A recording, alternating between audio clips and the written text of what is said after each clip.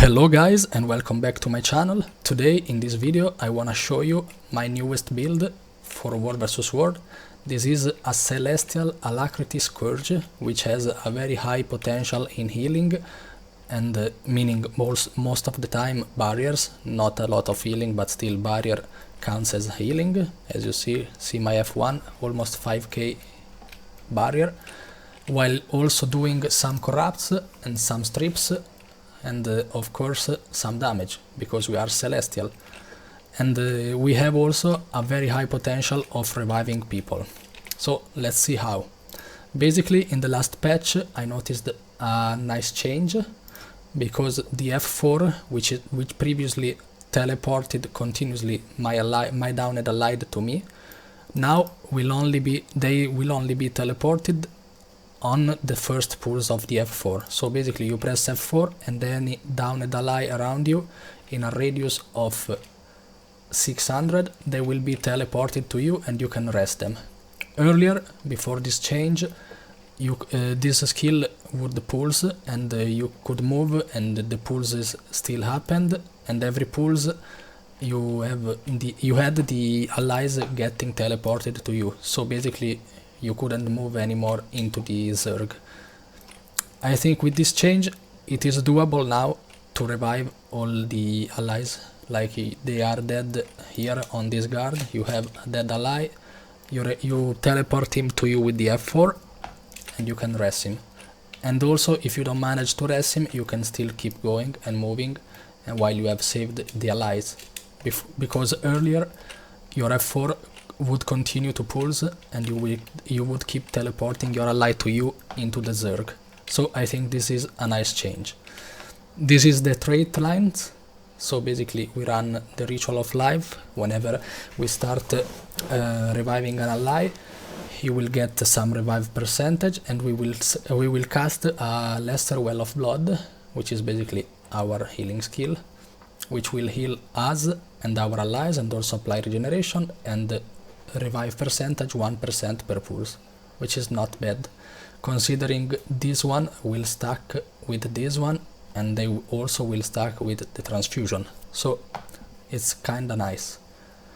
Here we can choose Life from Death, which is basically 2k healing when we exit Shroud, but we don't really know when we exit Shroud with the F5. It's not like on command, you don't have the F5 and you enter and you immediately exit. There is some time while you are in Shroud, it is not controllable like the Reaper Shroud or Death Shroud or Harbinger Shroud.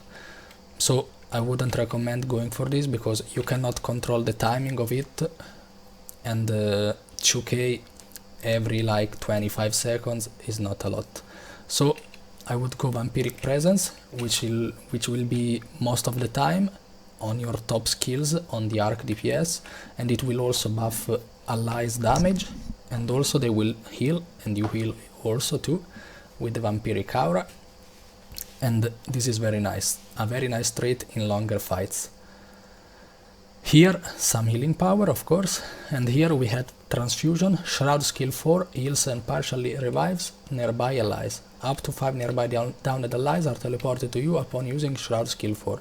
So basically you press skill F4 and you will have 9 pulses, which are scattered in 4.5 seconds, like 2 pulses per second basically.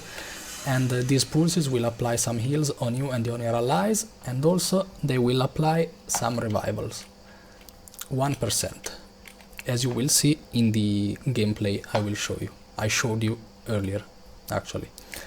Okay, here we run Soul Reaping for the unblockable staffs marks, for also some reduce of the recharge of Shroud skills, which we need a lot for the barriers, for the teleport and heals, for additional barriers.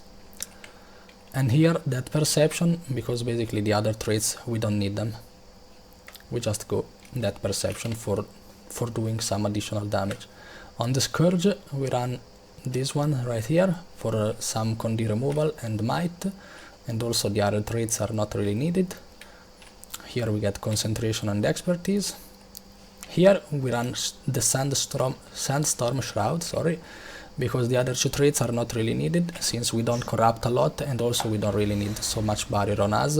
We just need this trait right here, which basically will make every shade and ourselves will have a pulsing field around us, which will apply barriers continuously on us and on the allies in the range of these pulses.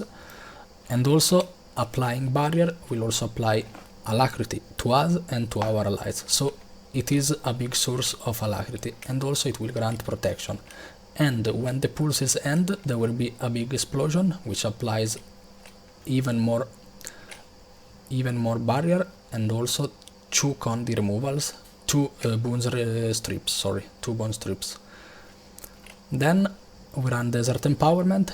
Manifest Sand Shade grants a barrier to allies near it. When you apply barrier, grant boons to the affected target. So basically every time we apply a barrier to our allies, they will get alacrity on them, and also on ourselves, of course.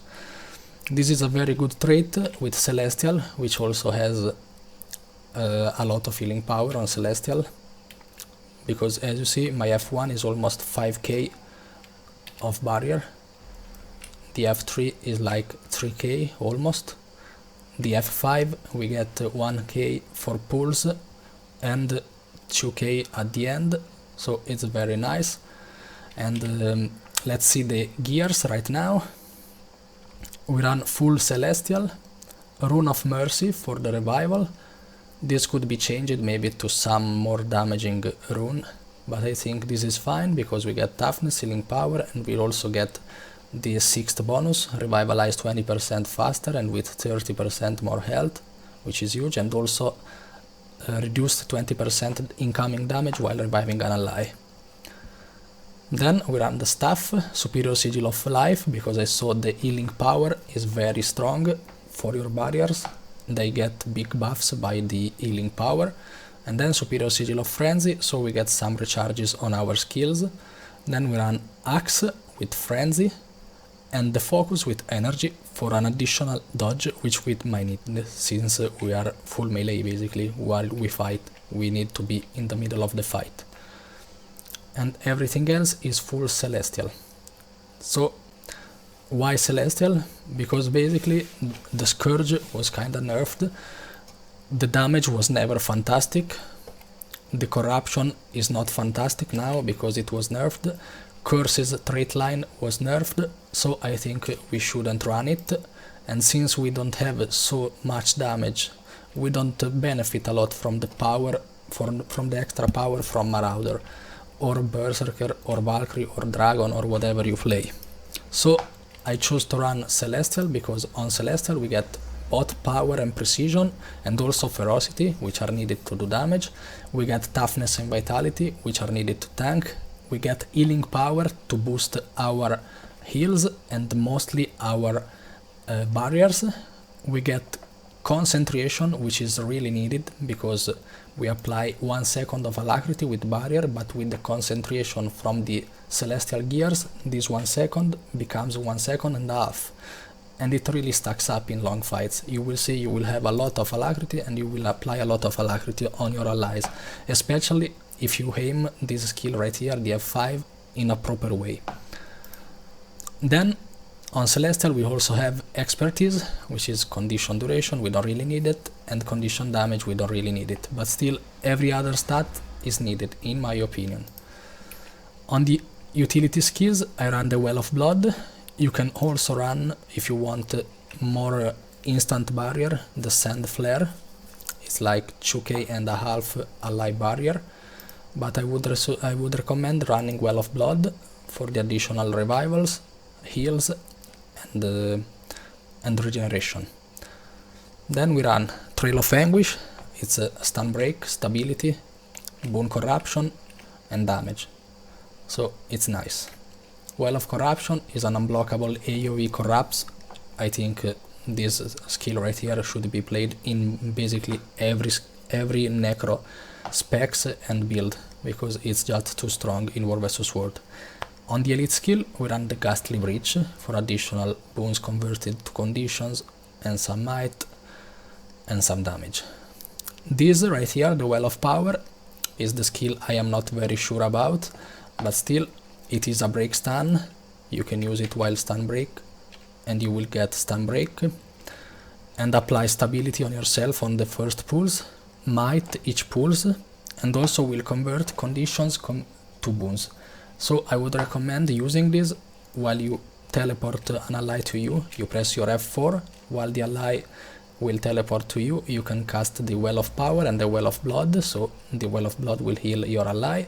You start the reviving with your F skill, and the Ritual of Life trait will proc once every 30 seconds, and you will heal your ally with your F4, with your Ritual of Life, with your Well of Blood, and you will also have a stack of stability, and you will also remove some condition from yourself to boons for every pulse while you are immobile to revive your ally.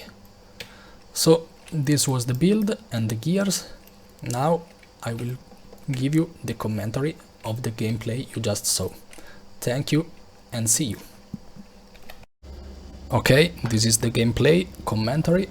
Basically, you will have to play your usual Scourge for the damage and for the corruption, but still you will have to care a lot on your party. If you see downids, also not on your party, like in Hold Squad, you should teleport them to you with the F4 and revive them. So always be a bit behind. You have the staff to hit the enemies, and also the axe and focus are ranged, so you can stay ranged. But still you are considered a melee class because you will also offer barriers, supports, heals, alacrity, and you will need to stay with your commander. Also in these clips right here, I am in the commander parties. I don't have arc DPS on these clips because I recorded these clips yesterday and arc DPS was broke after the patch landed. So this is what it is. Don't expect to have top corrupts on the arc DPS or to be top damage, but still you will provide decent damage, decent strips, some condi removals, a lot of barriers and alacrity, and a lot of revivals. So let's get into it. Okay, I start from the staff because it has more range. I use my marks. Some shades, you can also cast your shade on yourselves, and also I press the F5. Okay, I see some downies from my party. I F4 them to me. I revive them, and also I use the skill 6 to revive them. The enemy didn't come to us, they didn't fully commit, so this was a good revivals right here. With this current meta, it is very hard to commit. Enemies always try to stay ranged and finish you from range, and then engage only when they are sure you are dead. So you can revive a lot of persons, in my opinion. Then we just go fight. We downed some from ranged, and we go melee. We engage them. They are about to die, and they are down right now. In these clips, most of the time I cast my shades on the enemies for the F2, F3, F4 and 5. But still, your shades will apply like almost 5k barrier on yourself and on your allies with the Desert Empowerment trait. So always remember to use the shades also on your allies and on yourself. They will make a lot of sustain, as you will see. Also you see my skill F5 will apply a lot of barrier also. And then here I'm almost dead. I panic and press my F4, but still I get a teleport on a downies in my squad and I revive him. Very nice. And then there is another downies which still gets ganked by the enemy's Sword of Justice, and also this Willbender comes to me and tries to kill me while I revive, but still I can keep going reviving and I get him up. So I immediately cast the Well of Blood for additional heals for me and myself, and also my party, sorry. Cast some F1. I also focus a lot on the strips because I cast the F1 on them and then the F5, so when the F5 will detonate, it will remove strips from them and also apply barriers on me and on allies, and also alacrity, of course. Okay, the enemy here is losing some people. We also lost some people. Let's see how it finished. I don't remember how it goes. We get some other downies. We have 2 downies in my squad, if I see correctly. Okay, I cast the well to bomb the downies so they don't get arrest, hopefully. The fight keeps going. A bit boring, but still it is what it is. This is the current meta of the pirate ship. Okay, we dodge into them, double dodge to stay alive and use every skill on them. I see some downies right there. I F4. Okay, too late, one of them is dead. It is what it is, sorry, I noticed now. Sorry for my downies allies. I got pulled, I ran back to the commander. Here we had a very strong ranged bomb from my party, from my squad, and we almost basically wiped them right here. And the fight is over. So let's get into another fight.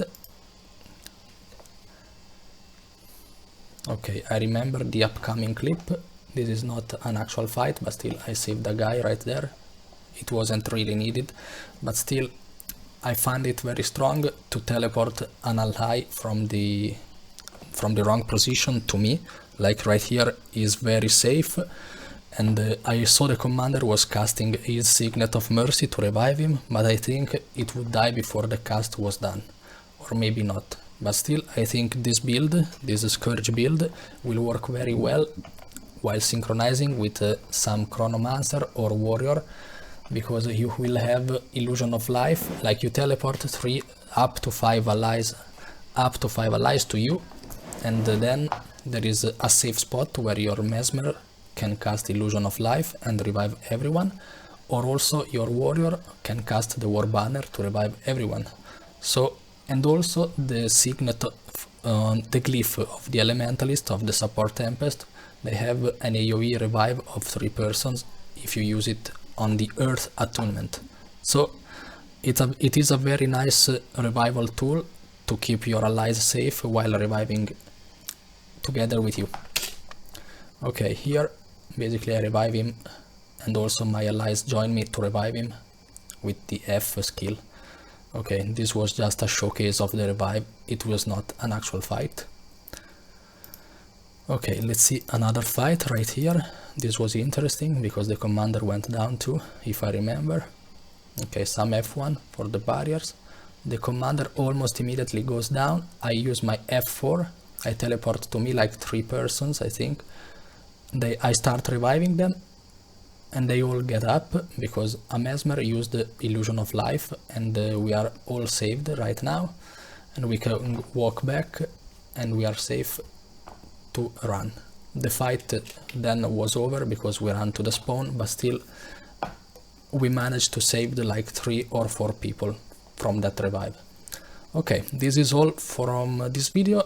I hope you enjoyed it. Let me know if you try this build, and please consider leaving a like and a subscribe if you like my contents, and see you on to the next video. Thank you for watching, and bye.